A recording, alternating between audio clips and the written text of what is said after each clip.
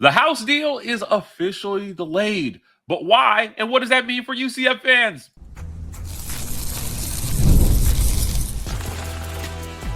You are Locked On UCF, your daily podcast on the UCF Knights, part of the Locked On Podcast Network, your team every day. Welcome on in to Locked On UCF, your daily UCF podcast. I'm your host, Mike G, and thank you so much for making Locked On UCF your first listen of every day. Joining me, as he does every single week, is my good friend, Brian Smith from Locked On the Portal. He is an expert on all things portal-related and financial matters, which is what we're talking about today. Revenue sharing, we got some news on that side. We'll talk about whether that's good or bad for UCF and whether the limits that they put in are enough for them to be successful. Let's start with the news on revenue sharing. The house settlement has been blocked for now. Before we started recording, you and I started talking about what that means, why it got blocked. Brian, fill us in on what happened with the house settlement and why this thing did not go through. It's really not about the money. It's about some of the other, let's just say, sub points. One of the things is the new 105 scholarship limit, which also includes the walk-ons. This is very confusing. So I'll just give a basic overview here to make it a little bit more legible, if you will. If you had 120 some kids on your roster, that ain't going to happen no more. Based on what the coaches, the ADs and all that were told, this is what we're going to do. But the judge said, we don't want to see all these kids just get cut. Even if they were just walk-ons, it's not fair to them. So we got to figure this out. So she kicked it back on that. She said the other stuff is doable. So the money is what everybody talks about because money drives everything. We know that. But it's about the kids that are getting canned. A buddy of mine that is also on the Locked On Network, Zach Seiko from Penn State, he said they had like 20 plus people over the 105 limit. This was like a week or so ago. I mean, that would suck. I mean, if you're a walk-on in one of those programs, man, you give your blood, sweat, and tears. So I get it. They're trying to figure out how they can make this work. I'm guessing, this is just my projection, for at least 1 year, those kids are going to have a spot. Now, they may not play, but they would still have a spot. My guess is the same time next year, it's going to be 105. That includes all scholarship players and all walk-ons. So the walk-on programs are going to get much smaller.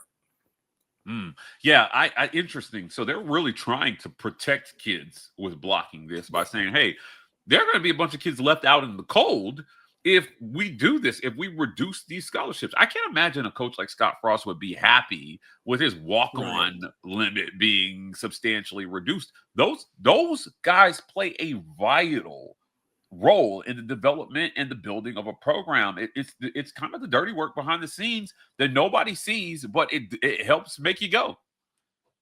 It's everything.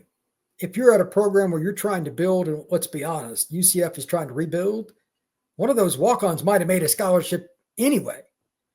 But it's simple math. If you got 30 kids that are competing as walk-ons instead of 10 to 15, well, I've got a better chance of one of these guys being a baller.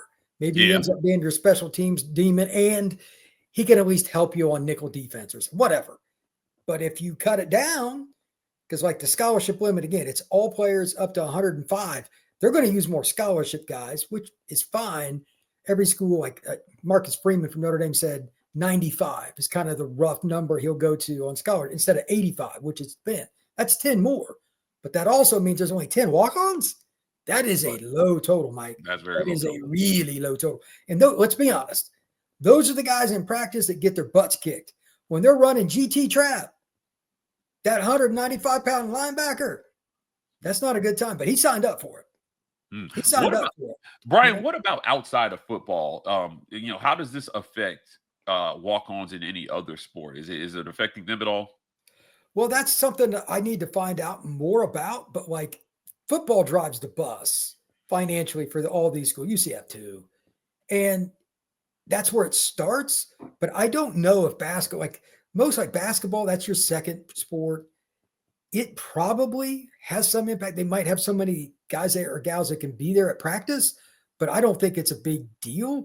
Baseball would be the one that I'd be curious about because it's always been a partial scholarship sport. That would be the one to look into because if they're changing anything there, that gets rough because it's hard. Like I've heard all the stories about trying to find kids money that you couldn't give a full scholarship to. Then you get into like wrestling and that stuff. It makes it very awkward because the other part of this is Title IX.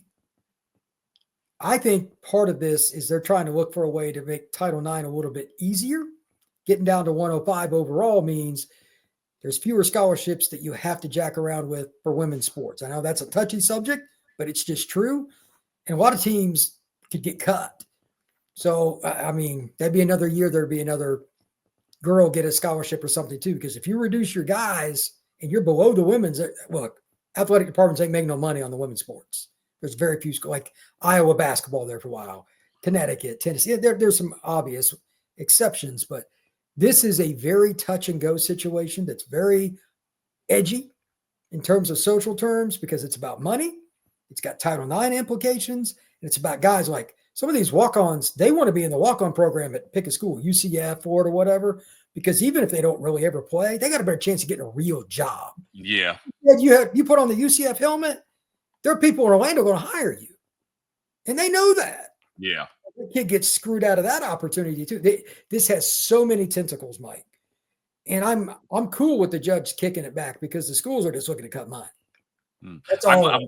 I'm glad you brought up kind of like the far-reaching implications outside of football, just the association with the program, what the program means in the community, how that extends to, most of them are going to go pro in something other than sports. And so if you're a fan of UCF, even if you're Scott Frost, man, you want that for those kids. Now, we see the moments every year where a coach takes a walk-on and awards him a scholarship and says, this guy worked his butt off, right? And we're going to reward him with a scholarship, maybe in their last year with the program or something like that. Anything that potentially takes those moments away, I am against, right? Same. For a kid who walks on the team, works his butt off and earns a scholarship, those are some of the best moments in college sports. So I like that the judge did this, based on what you're telling me here, my friend. I hope they get this right because we have to. I know money is the thing that everybody talks about, like you said, but we have to continue to prioritize the student athletes, the young people who are part of these programs. I think their future and well-being should always be at the forefront of this discussion. But hey, look, is what's happening good or bad for UCF in terms of NIL and what's happening here? It's a discussion I know that's going to be ongoing, but we're going to talk about whether it's good or bad for them right after a quick word from our sponsors. This episode of Locked On UCF is brought to you by our friends at Game Time. The NBA playoffs is on. Brian, have you been able to get to any NBA playoff games? I know you're a busy man. No, I haven't. I wish I could. I don't have the time during the portal season. I can assure you that.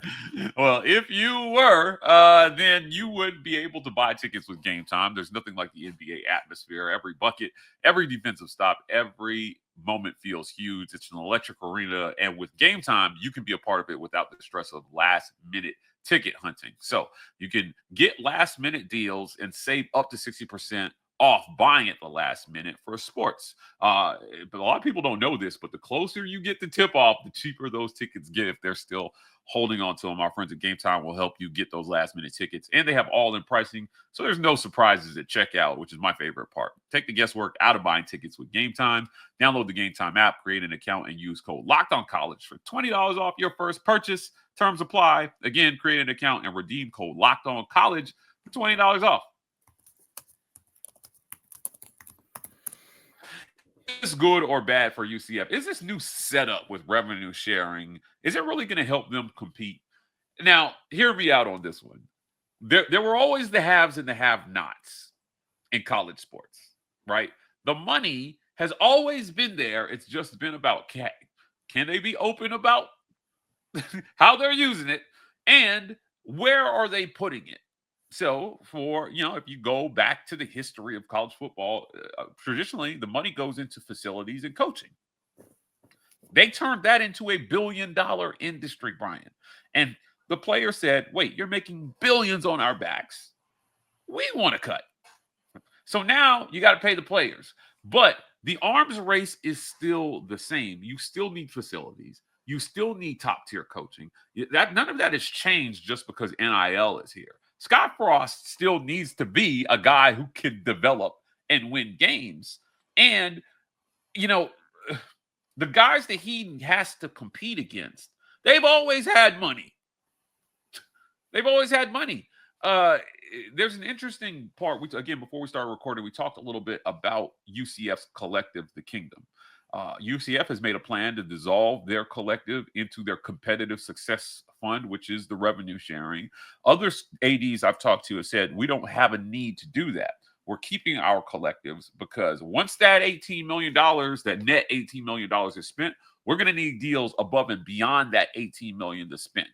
And the reason that a school might dissolve their collective is that they don't expect to fill that $18 million bucket, which in my mind puts you at the same competitive disadvantage that you had before NIL. So does the money really help them catch up? In this case, it seems like there may be a gap that's created that's going to make it even harder for them to compete if they can't find the money. Yeah, I think UCF, and this could be said of many schools, if you do not have a separate collective that is bankrolling, you're in trouble. If UCF rolled theirs into their however you want to say it, athletic department, that is a very bad sign. This is a very simple deal, especially with the transfer portal in the spring, because there's, it's supply and demand. If you need an offensive tackle, you're overspending. You need a defensive tackle, you're getting depantsed. You need a quarterback, same deal.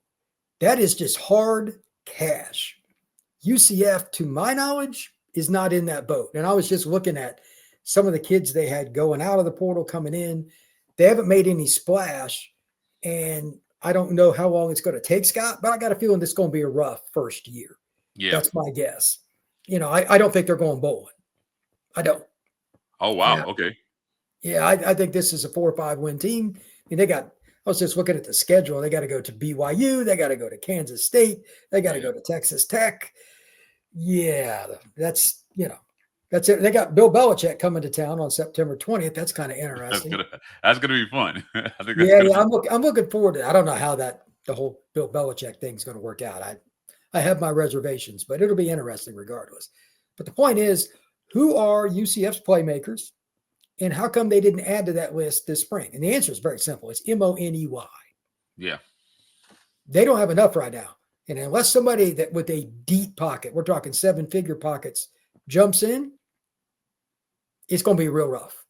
Yeah. This first year, I think, is going to be about Scott Frost and his ability to be able to game plan and outcoach 100%. The coach on the other side of the field. And it's overdeveloped, for lack of a better term, in a sense where you're getting 115 to 20% out of every guy you got in that starting lineup. So, and the way you do that is superior scheme.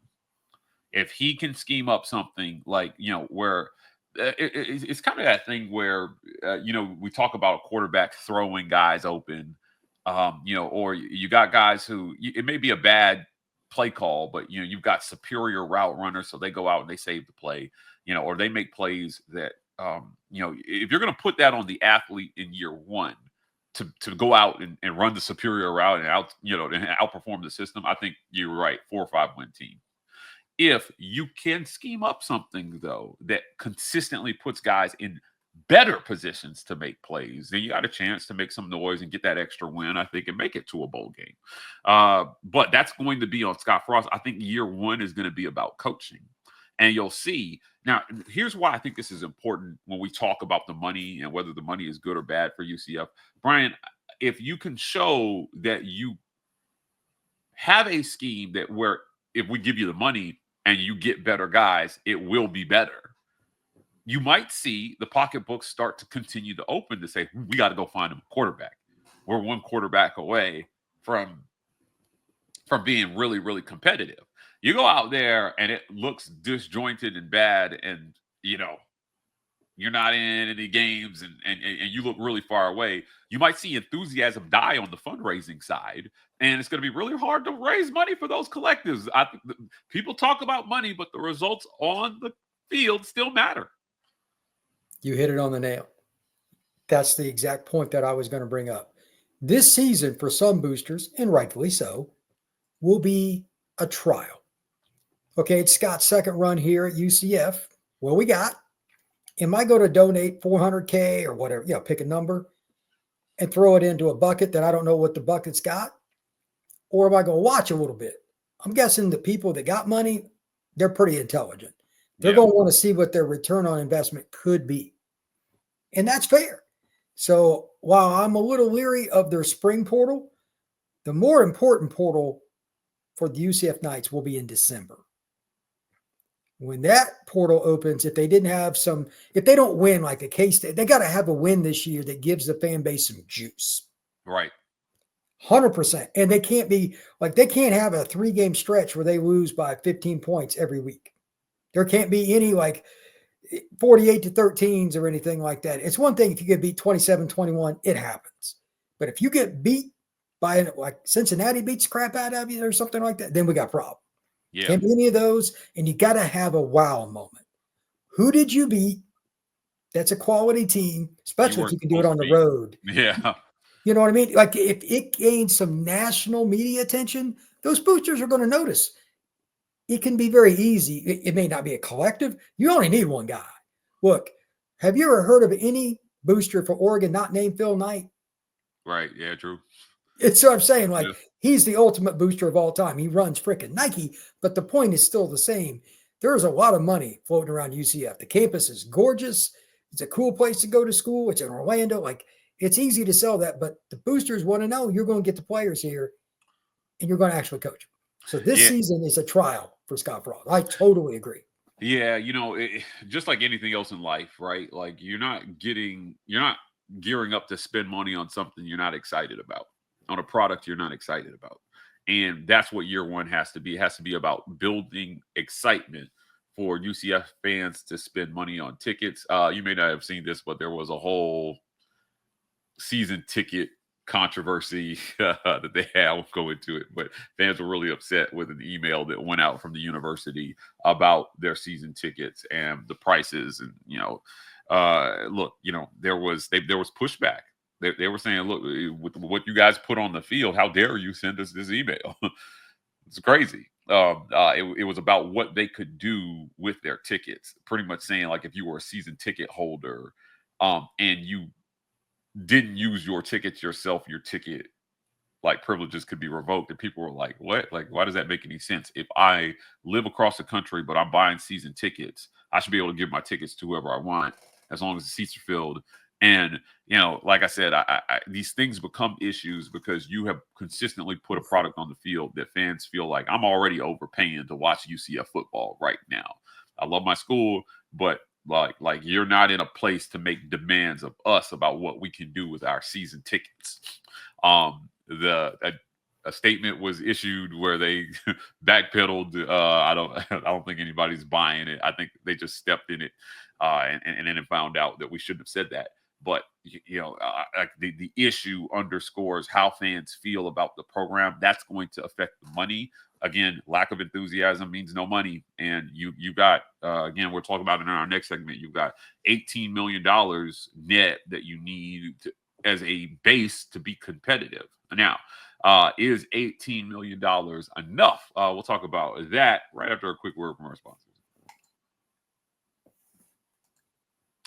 This episode is brought to you by our friends at FanDuel, America's #1 sportsbook. The NBA playoffs, again, are almost here. So whether you're at the game or you're betting on the game, if you're doing the latter, do it with our friends at FanDuel. Right now, when you join FanDuel and place your first $5 bet, you'll get $250 in bonus bet if your first bet wins. I love how FanDuel makes it easy, whether it's picking my favorite team, diving into player props. You can bet 3-pointers. There's so many things you can do. And after game tips off, you can even combine your live prop bets into a same game parlay for a chance to win big. Don't miss out. Head to FanDuel, $250 in bonus bets today. That's FanDuel.com, America's #1 sportsbook.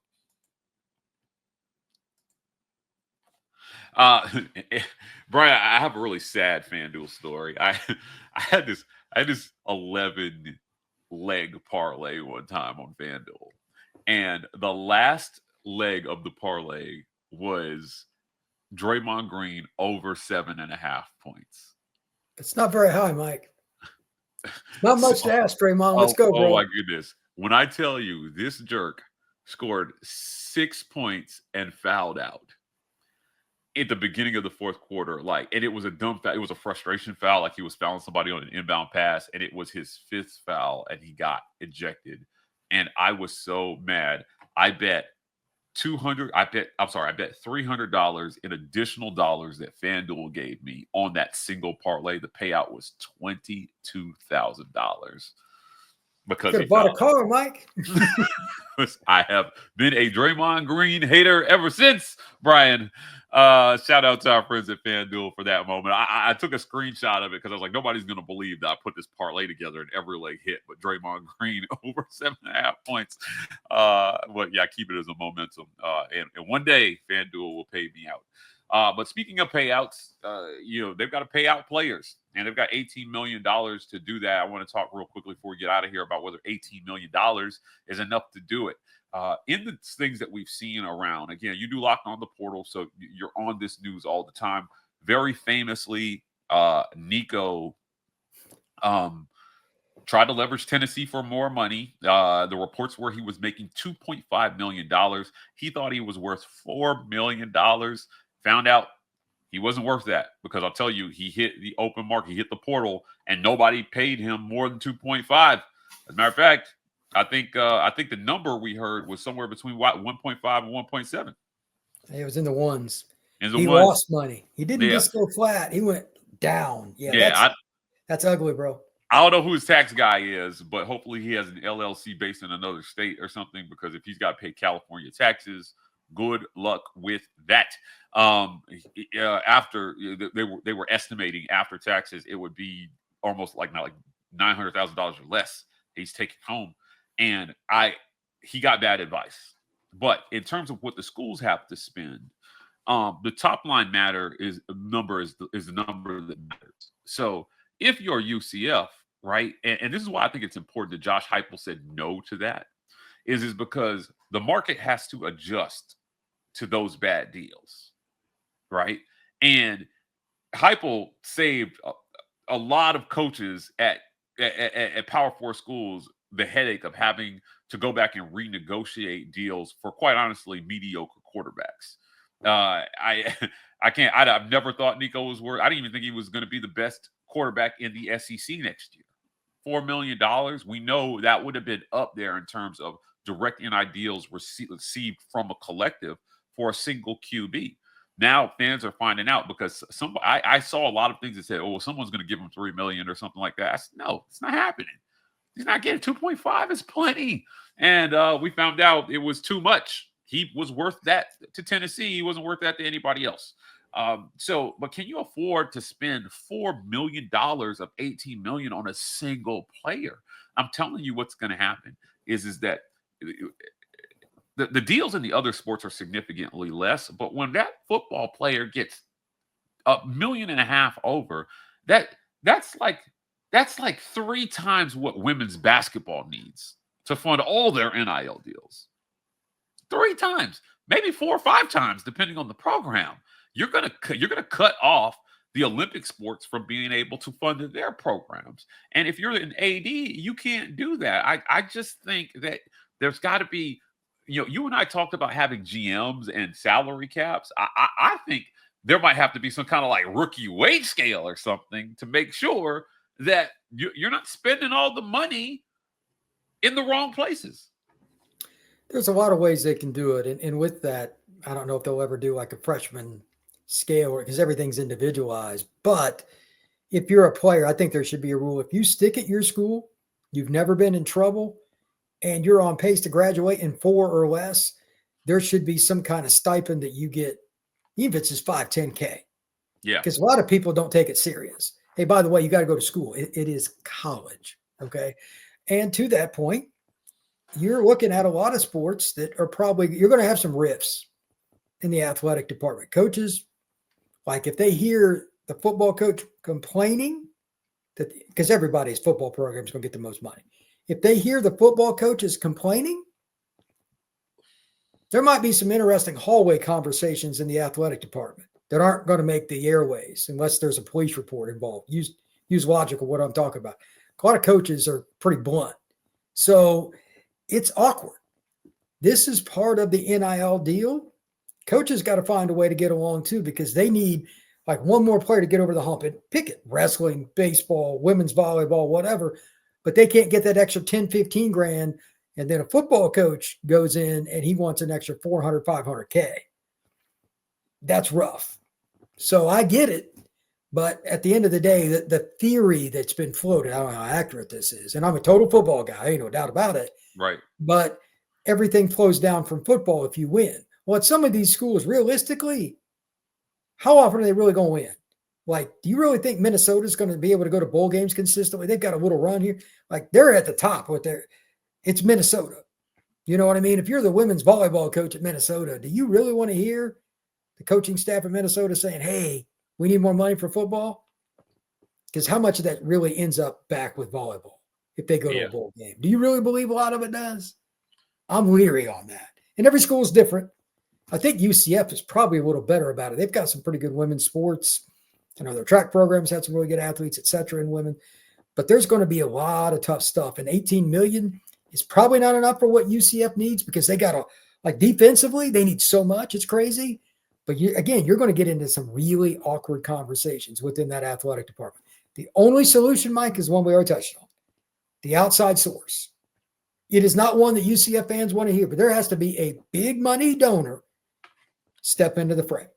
That is a checkbox, yes or no. That's it. It'll be interesting to see if they revisit the decision to get rid of their collective, because if for some reason you do feel that $18 million pot, and you find out like the market for QBs is going up, nobody's deluded into thinking that football is not going to get the pick of the litter. They subsidize all the Olympic sports. Those sports could not exist financially without football in most scenarios at Power 4 schools. So if you're UCF, if you have to account for, because part of the revenue sharing deal is that cap goes up every year.